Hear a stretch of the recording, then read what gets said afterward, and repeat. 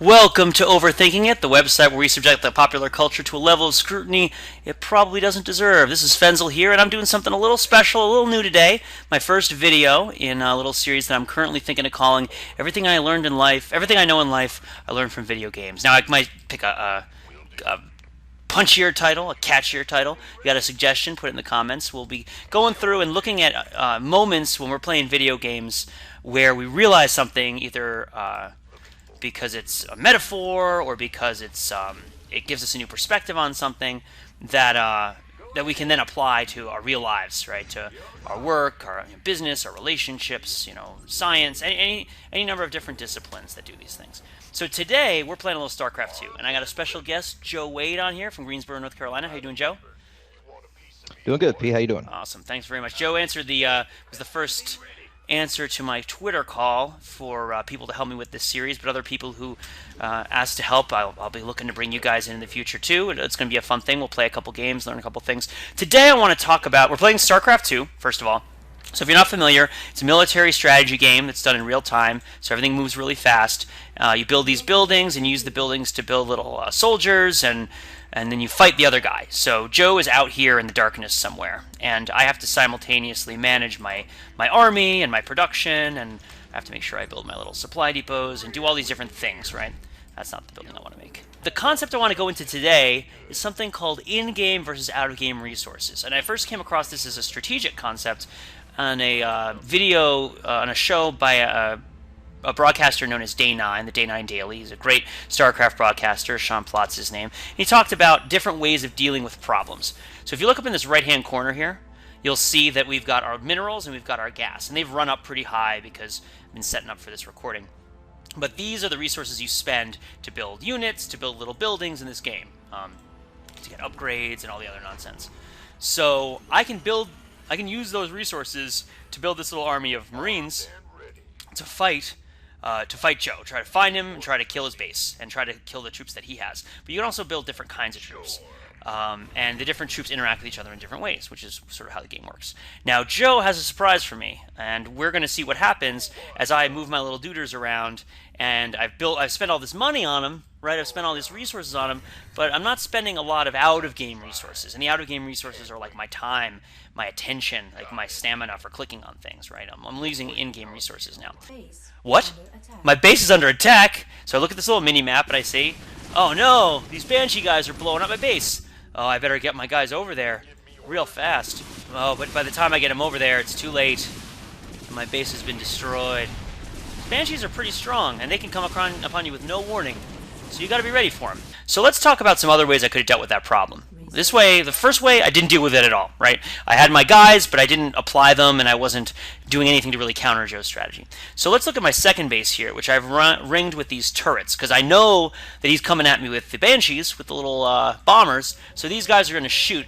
And what these things do is they automatically monitor for Joe's bombers, right? And when they show up, they'll shoot them. So here comes Joe at my base that's surrounded by turrets, and if we watch, like, I'm not doing anything, and the turrets are taking out the Banshees, right? We saw the first base, where I wasn't dedicating my attention to what was going on, and where I didn't have anything there to deal with Joe's attack, so I lost. We saw the second base, where I put things that were permanently there, but I still didn't dedicate any attention to the attack. I won, but I had to spend a bunch of money on these turrets, and those turrets are now going to be useless for the rest of the game, because it's very unlikely that they're going to end up shooting down any more planes. So I sunk a bunch of resources kind of inefficiently into them. So let's see what happens if I do both. I pay attention to what's going on, and I take the resources that I've invested in, the in-game resources, the minerals, the gas, the soldiers, the buildings, and I put them to use in a way that combines with out-of-game resources, like my time and attention. So I'm watching the mini-map, I'm looking down here on the left, I'm looking up here, I'm going over here, I'm hitting my upgrades, gonna keep looking at the mini-map. Look, watch. Where are you? Of course, I could also just go march and try to kill him, but I don't think I really want to do a base trade against a bunch of Banshees. That's what that's called. So where is he? Oh, there he is.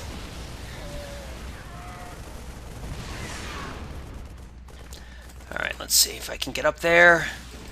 If I can run after him. There we go. So that's an example. of what happens if I'm paying attention, I'm watching where he's going. Now, of course, in that time, he happened to run into me. But I've got the soldiers in a position where they're useful. I'm paying attention to what's going on. I haven't lost any guys. This health is a little low, but in the game I would be able to heal them up. I'd have some medical ships, some medevacs, and be able to do that. And you notice I lost almost nothing. So the cost of in-game resources was diminished by the out-of-game resources that I applied to it, right? So that's kind of how that works. So let's talk about the implications of this, right? Let's extend this thinking, and Joe and I will fight while we talk this over, and he'll have an advantage. Because I'm going to be talking to you guys. So I'm going to taunt him. I'm the giant spider. And I'm going to bring the fight to him.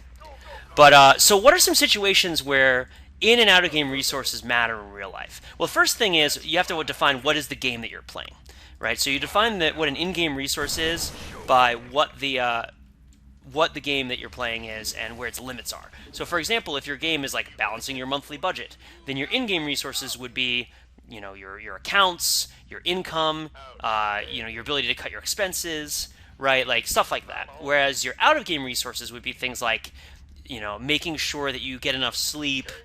Oh, there he is. He's got more banshees. Oh, I've countered those pretty hard, so he's going to be in trouble. But making sure, like, having a good relationship so that it's easy for you to deal with financial. Oh no, that's not good. Those tanks are shredding me apart. Making sure that you have good relationships with people so that I'm going to stem up. Where is he? Oh no, he's up on that cliff. A good example I like to think of is cleaning your room and doing your laundry, right? You can pay with in-game resources, right? Which you can pay with in-game resources like money, or out-of-game resources like your time and energy. You can do your own laundry, or you can pay somebody else to do your laundry for you, right? That's a good situation. That's a good example. As it is here, StarCraft is a game. Oh, there's his tanks, and they're just tearing me apart. StarCraft is a game. Not just, should I just charge him? Not just of, analyzing strategies and countering the strategies, but also having the mental focus and acuity and the sort of dexterity necessary to do that. Some people can just click faster than others. I'm clearly a mess. Let's see. Yeah, I'm going to get shredded here. Just a couple closing thoughts on this whole situation. So I really think that people tend to not recognize sufficiently in their lives what the games are, like what the differentials are, where are the places to put down divisions and compartmentalize in such a way that it helps you achieve your goals, things that you're trying to accomplish. It's very easy to see all resources as a part of sort of one large resource management game, and that can become counterproductive for accomplishing specific things. The most obvious one here is managing your finances, right, where you can make things that seem like a positive utility exchange. You can pay something for a value. You can pay money for a value that you get that feels worth it, but doesn't help you towards your in-game goal if your game is managing your finances effectively, right? The catch is to recognize what is the nature of the resources that you're trading in. So in StarCraft, there's the resource of minerals that come from the little blue crystals. There's the resource of gas that comes from the little geysers. But there's also the resource of you and how much you can manage. So if you can think of any examples yourself how this works, and wow, I'm really bad at doing my in-game actions when I'm using my out-of-game energy to do these descriptions. My build order is totally off. But if you want to leave some comments in the show notes about how you see this concept in your life maybe, and whether you think this is something that's worth thinking more about or talking about, I want to do more of these, and I want to do them both with the in-game resource of my little Camtasia and my little resources here, and then the out-of-game resource of all you guys and the social capital we have to do cool things. This is Fenzel 17 pooling. So if you want my build order, it's right. What I just did was it was 14 gas, 9 overlord, 14 gas, 17 hatch, bank 400 minerals, expand for no reason, never scout. Look, some of these videos you watch because you want to get better at StarCraft. Some of these videos you watch because you want to get better at life. So until next time, everybody, spawn more overlords and come to the website where we subject the popular culture to a level of scrutiny it probably doesn't deserve. Spawn yourself! Don't tell me what to do. You're so bossy.